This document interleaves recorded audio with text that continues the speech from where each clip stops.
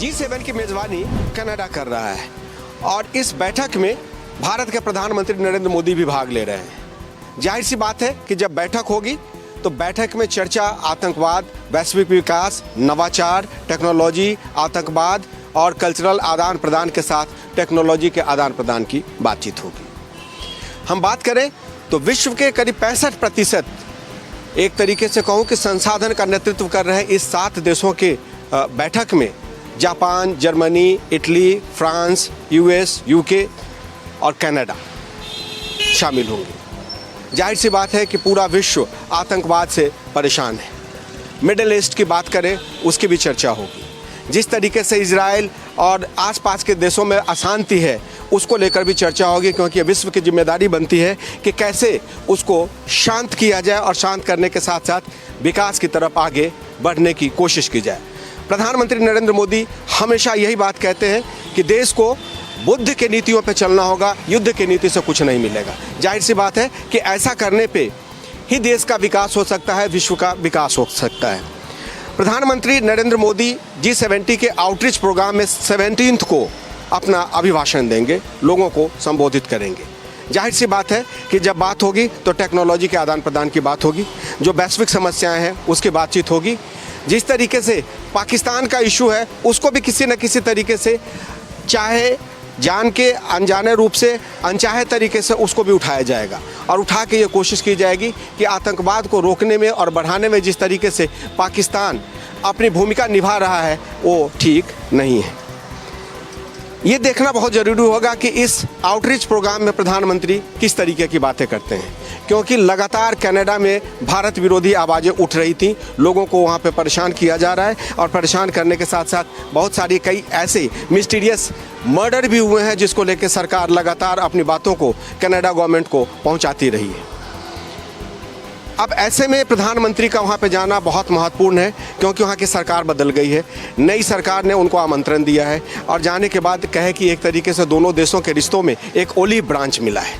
और उसके मिलने के बाद जब चर्चा होगी तो इस बात की चर्चा होगी कि जो खालिस्तान समर्थक आवाज़ कनाडा की धरती से बार बार भारत के परेशान करने के लिए उठाई जा रही है उसको कैसे कम किया जाए, कैसे उसको रोका जाए, क्योंकि उसमें रिपोर्ट ये आई है कि स्टेट स्पॉन्सर्ड प्रोटेस्ट वहाँ पर करवाए जा रहे थे। ऐसे में वहाँ के प्रधानमंत्री की जिम्मेदारी होगी, वहाँ के हुक्मरानों की जिम्मेदारी होगी कि भारत के विरोध चल रही गतिविधियों को वहाँ पे कम किया जाए। आने वाले समय में भारत और कनाडा के रिश्ते इस बात पर निर्भर करेंगे कि वहाँ की सरकार खालिस्तान समर्थक लोगों को रोकने में कामयाब हो पाती है या नहीं, क्योंकि मोदी यही कहेंगे कि अगर आप भारत और कनाडा के बीच अच्छे रिश्ते चाहते हैं तो भारतीय मूल के लोग जो यहाँ पर रह रहे हैं उनका सम्मान बरकरार रहे। वीडियो जर्नलिस्ट रमेश राय के साथ कृष्ण मोहन शर्मा, भारत एक्सप्रेस।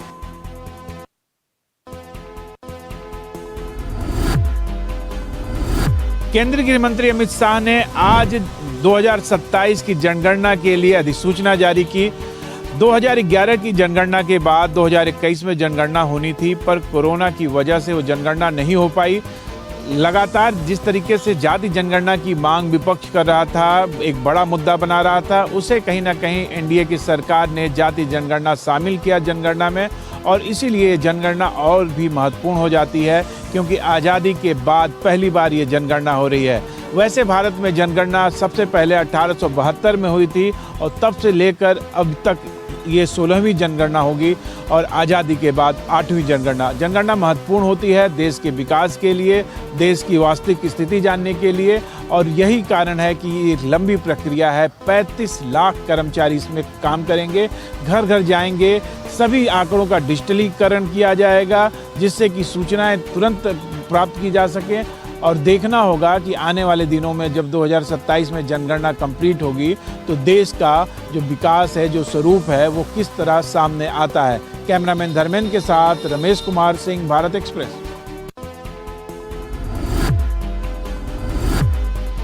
पटना वासियों को जान से निजात दिलाने और झारखंड से बिहार को जोड़ने के लिए बिहार के मुख्यमंत्री नीतीश कुमार ने एक बड़ा सौगात दिया है।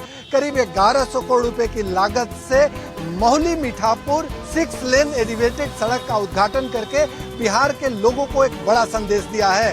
इस एलिवेटेड रोड के निर्माण से पटना में जाम से निजात मिलेगी, साथ ही पटना से बाहर जाने वाले लोगों को काफी राहत मिलेगी। पटना से पुनपुन की दूरी महज 10 मिनट की हो गई है और ये सड़क जहानाबाद गया होते हुए रांची तक जाएगी, यानी बिहार झारखंड को भी प्रॉपर कनेक्शन मिलेगा।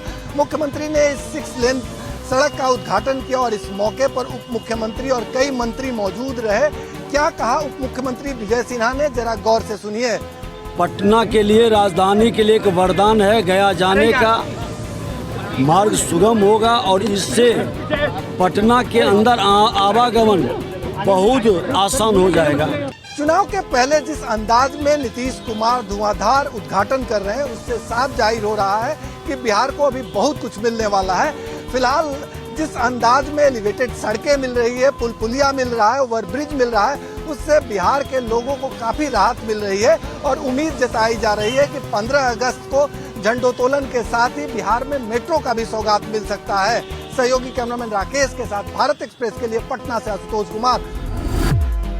अहमदाबाद विमान हादसे को लेकर एक उच्च स्तरीय जांच कमेटी बनाई गई, जिसकी आज पहली बैठक हुई है और गृह सचिव की अध्यक्षता में ये बैठक हुई, जिसमें तमाम जो बड़े अधिकारी हैं, चाहे वो नागरिक उड्डयन मंत्रालय के हों, चाहे एनडीआरएफ के हों, डिजास्टर मैनेजमेंट के हों या फिर गुजरात पुलिस के अधिकारी हों, वो इस बैठक के अंदर मौजूद रहे और इस बैठक में एसओपी तैयार किया जाएगा कि आने वाले समय में इस तरह की जो घटनाएं हैं उनसे कैसे बचा जा सकता है और ये जो घटना हुई है उसका मुख्य कारक क्या था। दरअसल विमान दुर्घटना ब्यूरो AAIB जो है वो इस पूरे मामले की जांच कर रहा है, उसको जिम्मा सौंपा गया है इसकी जांच करने के लिए और इस पूरे मामले की उच्च स्तरीय जांच जो है वो की जा रही है। आज पहली बैठक संपन्न हुई है। 3 महीने के अंदर जो है ये कमेटी अपनी रिपोर्ट संबंधित मंत्रालय को सौंपेगी। 2 दिन पहले ही जो नागरिक उड्डयन मंत्री हैं राम मोहन नायडू, उनके द्वारा इसकी घोषणा की गई थी कि एक उच्च स्तरीय कमेटी बनाई जाएगी और गृह सचिव इसकी अध्यक्षता करेंगे, जिसमें एसओपी तैयार होंगे कि आगे इस तरह की कोई घटना ना हो और मुख्य कारण इस घटना के क्या रहे हैं वो रिपोर्ट जो है तैयार करके 3 महीने के अंदर संबंधित मंत्रालय को दी जाएगी, जिसकी आज पहली मीटिंग हुई है और तमाम जो बड़े अधिकारी थे वो इस बैठक में मौजूद रहे हैं। अब देखना महत्वपूर्ण होगा कि जो 3 महीने बाद सब कुछ कंक्लूड करके जो रिपोर्ट सौंपी जाएगी उसमें क्या कुछ निकल कर आता है और क्या ऐसे एसओपी तैयार किए जाते हैं कि आने वाले समय में इस तरह की दुर्घटनाओं से बचा जा सके। कैमरा पर्सन रमेश राय के साथ प्रशांत त्यागी, भारत एक्सप्रेस, दिल्ली। महाराष्ट्र के पुणे जिले में इंद्रायणी नदी पर बना ब्रिज ढह गया और उसमें 4 लोगों की दुखद मौत हो गई। साथ ही साथ 50 से अधिक लोग घायल हो गए। अभी भी रेस्क्यू एवं सर्च ऑपरेशन जारी है। इंद्रायणी नदी पर ब्रिज उस समय कोलैप्स हुआ जिस समय 100 से ज़्यादा पर्यटन के लिए आए लोग वहां पर खड़े हो गए। पुल खतरनाक है, स्थानीय प्रशासन द्वारा बताया गया था, बावजूद इसके वहां पर पर्यटक गए। सेल्फी निकालने और वीडियो बनाने के चक्कर में एक ही जगह इकट्ठा हुए, जिसके बाद यह हादसा हो गया। रेस्क्यू और सर्च अभी भी जारी है। हालांकि एनडीआरएफ ने यह कह दिया है कि उनकी तरफ से रेस्क्यू ऑपरेशन पूरा कर लिया गया है, लेकिन स्थानीय टीमें लगी हुई हैं कि अभी भी कोई अगर वहां पर फंसा हुआ है तो उसे निकाला जा सके और तुरंत अस्पताल ले जाया जा सके। इसके लिए कोशिशें जारी है। फिलहाल वहां पर हुआ दुखद और दर्दनाक हादसा कहीं न कहीं ये बताता है कि बारिश में जो खतरनाक जगहें हैं वहां पर पर्यटकों को जाने से बचना चाहिए। वीडियो जर्नलिस्ट रोहन के साथ अभिषेक पांडे, भारत एक्सप्रेस, पुणे। मुंबई समेत महाराष्ट्र के अधिकांश हिस्सों में लगातार बारिश का सिलसिला जारी है। ऐसे में कई इलाकों में जल जमाव जैसी स्थिति बनी हुई है और लोगों का जीवन पूरी तरीके से अस्त व्यस्त नजर आ रहा है। इसके साथ ही साथ जिस तरीके से मुंबई में भारी बारिश हो रही है उसको लेकर मौसम विभाग की तरफ से महाराष्ट्र के अलग अलग हिस्सों के लिए ऑरेंज, रेड और येलो अलर्ट जारी किया गया है। मुंबई, ठाणे, पालघर के लिए ऑरेंज अलर्ट, जबकि रायगढ़ के लिए रेड अलर्ट जारी किया गया है। इसके साथ ही साथ एसडीआरएफ और एनडीआरएफ की टीम को भी तैनात रहने के लिए कहा गया है और जिस तरीके से भारी बारिश हो रही है उसको लेकर लोगों को भी सावधान रहने की बात कही गई है। हालांकि बीएमसी की तरफ से हाई टाइड का अलर्ट भी जारी किया गया है। ऐसे में जिस तरीके से मुंबई में मौसम का मिजाज बदला है, लोगों को गर्मी से राहत जरूर मिली है, लेकिन लगातार हो रही बारिश की वजह से लोग काफी परेशान हैं और सड़कों पर ट्रैफिक जाम देखने को मिल रहा है। कैमरामैन घनश्याम के साथ में आंचल तिवारी, भारत एक्सप्रेस। जब पेड़ ही नहीं होंगे तो इंसान जीवित कैसे रहेंगे। इस बात को इसलिए कहा जा रहा है क्योंकि जिस तरह से पेड़ों को काटा जा रहा है, यही बड़ी वजह है कि ग्वालियर में लगातार गर्मी अपना तेवर दिखा रही है। मेरे पीछे देख सकते हैं, पुनर्घनत्वीकरण योजना के नाम पर जो पेड़ थे 25 साल पुराने, 20 साल पुराने, जो एक समय में ग्वालियर वासियों को ऑक्सीजन देते थे, छाया देते थे और उनको लोगों को जिंदा रखते थे, आज उनको पुनर्घनत्वीकरण के नाम पर जब वहाँ पर डेवलपमेंट होने लगा, आवास बनने लगे, तो उनको उखाड़कर दूसरी जगह स्थापित कर दिया गया है। लेकिन इन पेड़ों को जीवित नहीं रखा गया। ये पेड़ अपने हाल पर बेहाल होकर मरते हुए दिखाई दे रहे हैं, पूरी तरह सूख चुके हैं, जबकि इन पर खर्चा 44,000 से अधिक का बताया जाता है। ऐसे में बात भ्रष्टाचार की नहीं है, बात पैसों की नहीं है, बात है जीवन की। अगर पेड़ जिंदा रहेंगे, हरियाली जिंदा रहेगी, तभी हम जिंदा रह पाएंगे। अब देखना होगा सरकार इस पर क्या कुछ एक्शन लेती है, क्या ध्यान देती है। फिलहाल प्रशासन मौन है और योजनाओं के नाम पर, प्रोजेक्टों के नाम पर इन पेड़ों की कटाई छटाई की जा रही है। लगातार हरियाली को नष्ट किया जा रहा है। मनोज चौबे, भारत एक्सप्रेस, ग्वालियर।